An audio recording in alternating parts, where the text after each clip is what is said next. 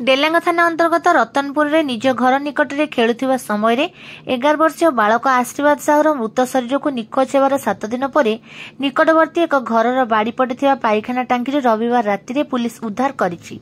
बालक को हत्या करा जायथिबा मामला रे बालकर संपर्कीय दादा को पुलिस गिरफ्त करिछि।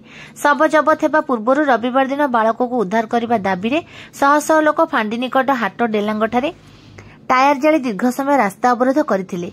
बालकर शव जबत हेबा पर ता परिवार शोकाकुल परिवेश सृष्टि हेबा सह अंचल में तीव्र उत्तेजना देखा देथिला। अभियुक्त को जनसाधारण हाथ में देदेवा किंबा तुरंत फांसी दिया दाबी में सोमवार दिन पुनर्बार लोक माने रास्ता अवरोध करथिले।